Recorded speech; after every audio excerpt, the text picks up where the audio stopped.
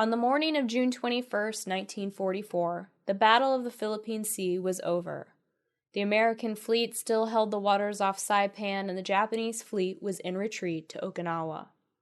For Japan, the battle had been a decisive defeat.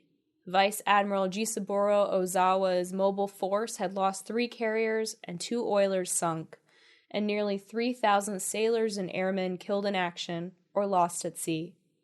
In the totality of the cost in Japanese machinery and human life, the battle had been almost as devastating as the defeat suffered at Midway 2 years earlier, when an additional carrier had been sunk and an equal number of men killed. Most unfortunately, at the Battle of the Philippine Sea, the Japanese lost heavily in aviators and planes.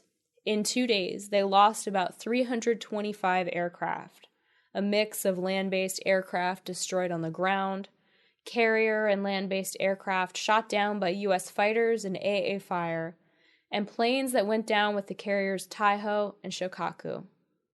With that destruction, as many as 640 aviators may have died, rendering Japanese naval air power all but impotent for the rest of the war. Although the Japanese continued to put their carriers out to sea, with only 108 planes available, they made only a token resistance against advancing American forces. The Japanese carriers participated in just one more engagement, the Battle of Cape Engano. After that, as a matter of strategy, the Japanese decided to introduce a new kind of aviator, the speedily trained kamikaze, the crash dive pilots. After the Battle of the Philippine Sea, one despondent aircraft carrier officer, Captain Ichiro Gio, believed that Japan's only success for victory was to follow a cruel arithmetic, trading one life in a suicide attack to ensure the sinking of an American ship. Right after Philippine Sea, Captain Gio declared, "No longer can we hope to sink the numerically superior enemy aircraft carriers through ordinary methods." Of course, the story of the kamikaze is a tale for another day. For the U.S. Navy, the Battle of the Philippine Sea produced mixed results. Comparatively, the U.S. Fifth Fleet suffered far fewer losses than the Japanese. Not a single ship had been sunk, and only 109 sailors and airmen had perished.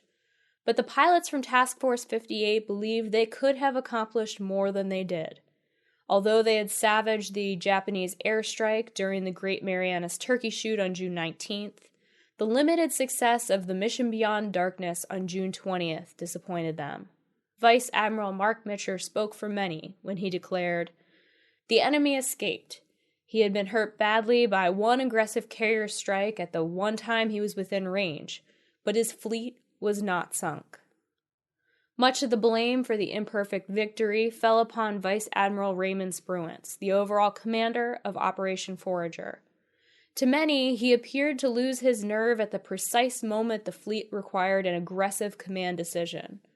On the night of June 18th, when contact reports placed the Japanese mobile force within 355 miles of the American fleet, Spruance balked at the chance to strike.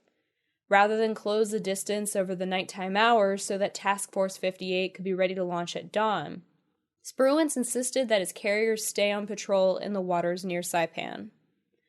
This decision to stay put and forfeit the first attack to the enemy greatly incensed the aircraft carrier officers. Lieutenant Alex Wilding, an intelligence officer assigned to USS Yorktown, wrote in his diary, "The Navy brass turned yellow. No fight. No guts. Spruance branded every Navy man in Task Force 58 a coward tonight. I hope historians fry him in oil." Immediately after the battle, when word of Spruance's caution became public, Admiral John Towers, Nimitz's deputy commander, demanded that Spruance be relieved. Nimitz denied Towers' request.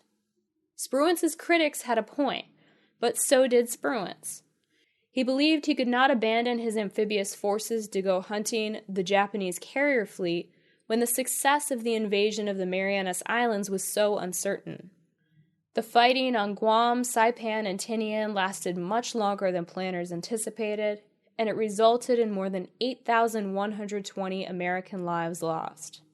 In the end, the seizure of the Marianas had an important result: Over the autumn of 1944, Navy construction battalions completed airfields on these islands capable of housing hundreds of Boeing B-29 superfortresses.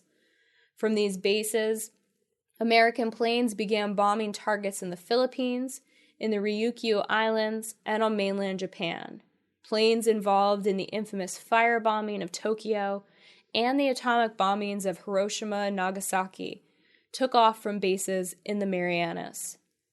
If it must be concluded that the Pacific War ended when the U.S. Army Air Force delivered its knockout blows from the air, then it must also be admitted that the American victory could not have happened until U.S. forces had taken the Marianas Islands. Thus, the action of the U.S. Navy's Fifth Fleet was pivotal to the story of America's final success, and the Battle of the Philippine Sea determined which side, the United States or Japan, kept those islands. Undeniably, during those 2 days in June 1944, the fate of the war was decided.